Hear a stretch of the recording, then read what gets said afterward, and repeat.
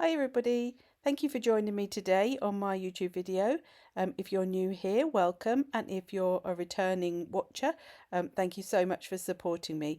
If you haven't already subscribed and you enjoy the video, do please click on that subscribe button, and if you enjoy the video, if you want to give me a thumbs up, that will be much appreciated. Today I have decided that I wanted to carry on using my gelatos with my collage materials. I haven't done collage for a little while. I feel I may have done, but it feels like I haven't. But so I was getting out a real mix of things today. So I have got my Maremi small art books. I got the Whispers Between the Music Notes, music sheets, one or the other, and my little personas.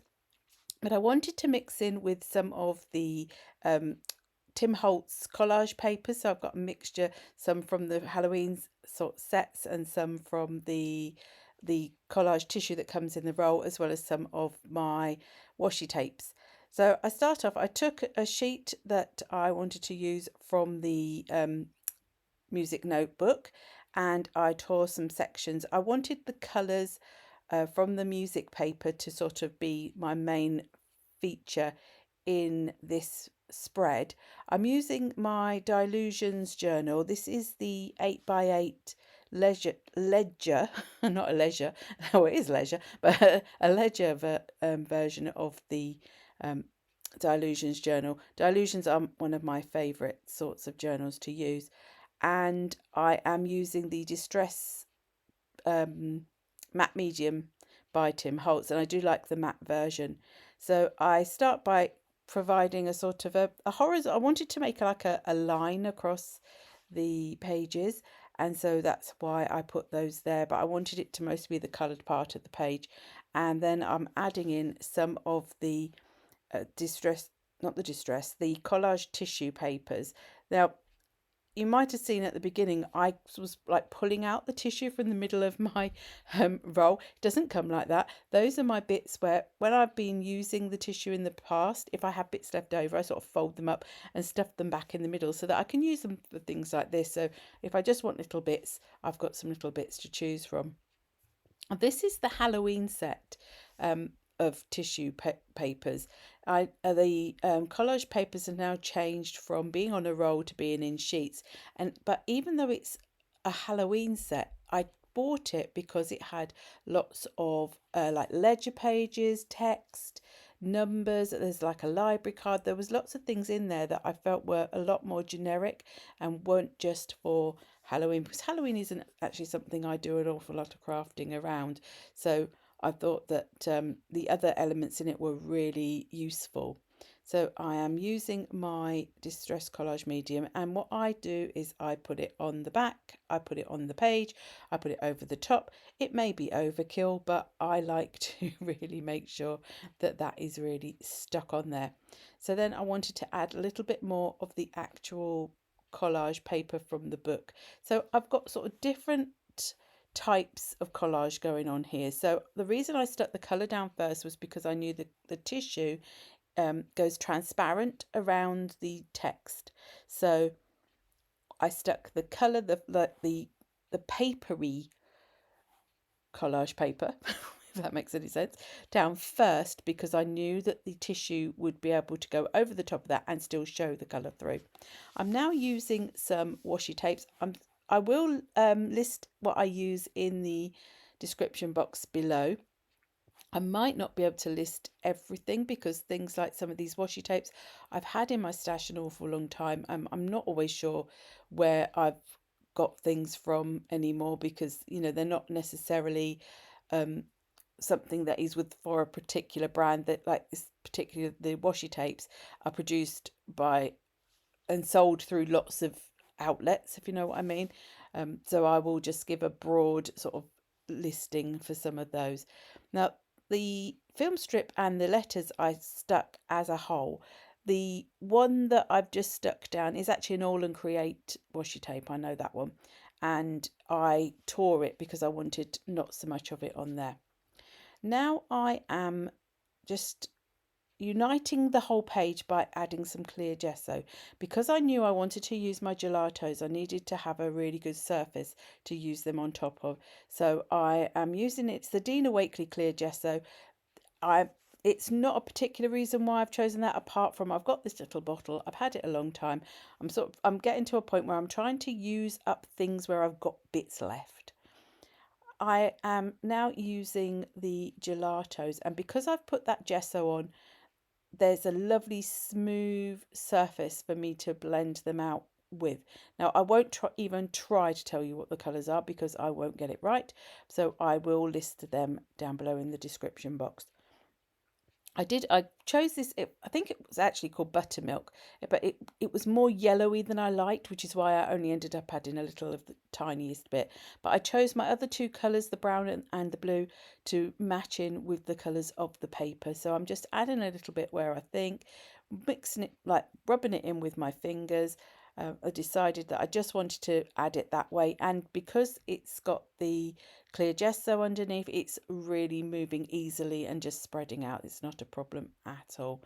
So I'm just now adding in some of the blue. So I add bits in, then I think where else I think it looks right. So I try to sort of keep the colours with the similar colours on the page, but then I have another look and think, well, do I need a bit more sort of in another area?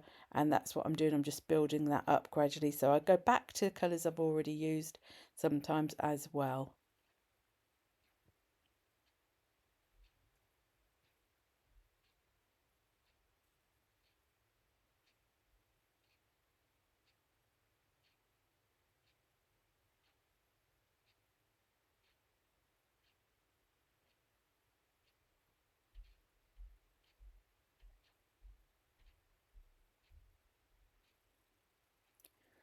So once that was all finished with, I wanted to add some stenciling, but I wanted not just white texture paste. So I decided to use some of the gelatos in with my texture paste to make a coloured texture paste, which is another thing you can do with your gelatos. They are a pigment, and they are really good for mixing in with other things if you want to, so you can colour them. So because the texture paste is white, as soon as I add that colour in, it is going to be more of a subdued version of the gelato colour, if that's clear what I mean.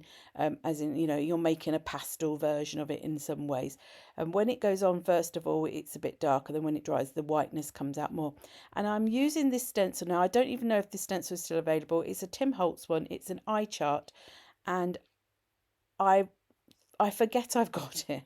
I forget I've got a lot of things, to be honest. And my aim this year is really to get out these things I don't use so much. And then I'm going to my Little Personas book from Marta.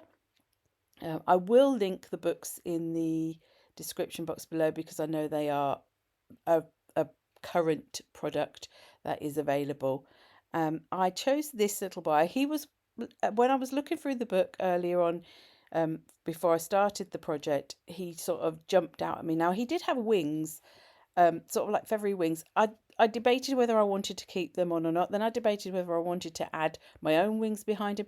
In the end, I decided I just wanted him to be a little boy. Now, you may have noticed that I haven't sort of just cut the image straight out of the collage paper, because of all the texture and everything else going on the page, and I didn't want to have to do anything too much to make him stand out. I decided to stick him onto some thin card. Well, I say thin card, I think it's about I don't know if it's 250 GSM, I think it's lower than that. It's quite a thinnish card, but it's a white thin card, and I stuck him onto that with my glue, and I'm then cutting him out with the cards to make him a little bit more sturdy, so it becomes more like an embellishment rather than collage.